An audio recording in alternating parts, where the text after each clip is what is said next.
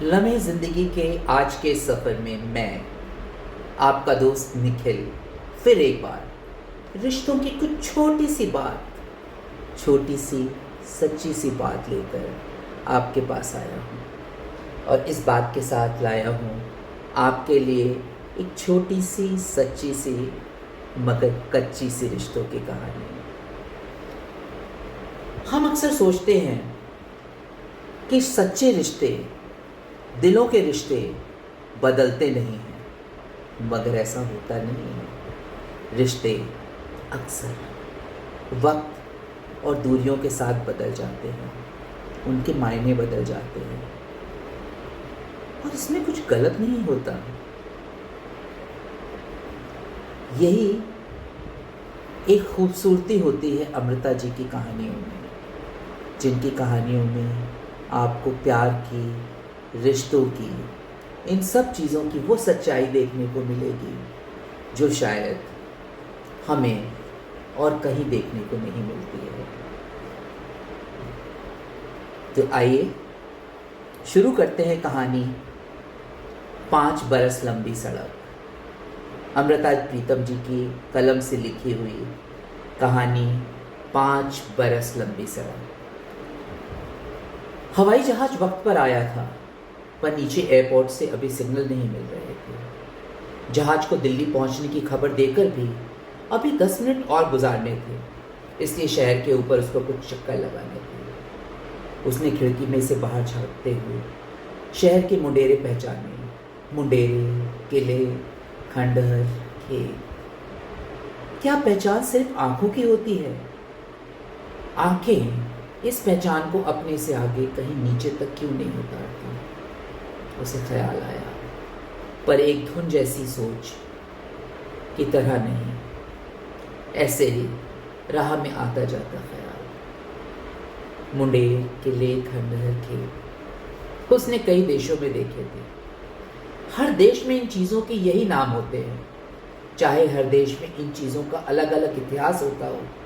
इनके रंग, इनके कद, इनकी मुँह मुहार भी अलग अलग होती है। एक इंसान से अलग, दूसरे इंसान की तरह, पर फिर भी इंसान का नाम इंसान ही रहता है। मुंडेरों का नाम मुंडेर ही रहता है और किले का नाम भी किला ही रहता है। सिर्फ एक हल्का सा फर्क था। हर देश में इन चीज़ों को देखते वक्त एक ख्याल सा रहता था कि वह उन्हें पहली बार देख रहा था, पर आज अपने देश में इन्हें देखकर उसे लग रहा था वह इन्हें दूसरी बार देख रहा था। और उसे ख्याल आया, अगर वह फिर कुछ दिनों बाद परदेश गया और वहाँ जाकर उन्हें देखकर भी इसी तरह से लगेगा कि वह उनको दूसरी बार देख रहा है, बिल्कुल आज की तरह। यह देश और परदेश का फर्क नहीं था, यह सिर्फ पहली बार और दूसरी बार देखने का फर्क था। जहाज ने लैंड किया, एयरपोर्ट पर जाना पहचाना लगा। दूसरी बार देखने की तरह, इससे ज़्यादा उसके मन में कोई सेक नहीं था। ओवरकोट उसके हाथ में था, गले का स्वेटर भी उतारकर उसने कंधे पर रख लिया। सेक मौसम का था, मन का नहीं। कस्टम में से गुजरते वक्त उसे एक फॉर्म भरना था कि पिछले 9 दिनों में वह कहाँ कहाँ रहा था। पिछले 9 दिनों में वह सिर्फ जर्मनी रहा था। उसने फॉर्म भर दिया और उसे याद आया, अच्छा है, कस्टम वाले सिर्फ 9 दिनों का लेखा पूछते हैं, 20-25 दिनों का नहीं तो उसे सिलसिलेवार याद करना पड़ता कि कौन सी तारीख वह किस देश में रहा था। उसने वापस आते समय कोई 1 महीना सिर्फ इसी तरह गुजारा था। कभी किसी देश का टिकट लेते था, कभी किसी देश का, और अगर किसी देश का वीज़ा ना मिलता तो वह दूसरे देश चल पड़ता था। पासपोर्ट की चेकिंग करते समय और पासपोर्ट वापस करते समय एक अफसर ने मुस्कुराकर कहा, जनाब 5 बरस के बाद देश आ रहे हैं आप। बिल्कुल उसी तरह जिस तरह से एयर होस्टेस ने राह में कई बार बताया था कि इस वक्त हम इतने 1000 किलोमीटर तय कर चुके हैं। गिनती अजीब सी चीज़ होती है, चाहे मीलों की हो चाहे बरसों की। उसे ये सोचकर हंसी आ गई। जहाज में उसके साथ उतरे हुए लोगों को लेने लोग आए हुए थे। हाथ मिलाकर भी मिल रहे थे, गले में बाहें डालकर भी मिल रहे थे। कईयों के गले में फूलों के हार भी थे। पसीने और फूल की गंध से शायद एक तीसरी गंध और भी होती है। उसे ख्याल आया, पर तीसरी गंध की बात उसे एक थीसिस लिखने के बराबर लगी।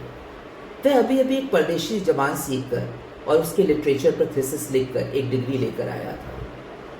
नए थीसिस का कोई काम वह अभी नहीं सोचना चाहता था, इसलिए सिर्फ पसीने और फूलों की गंध को सूंघता हुआ वो एयरपोर्ट से बाहर आ गया।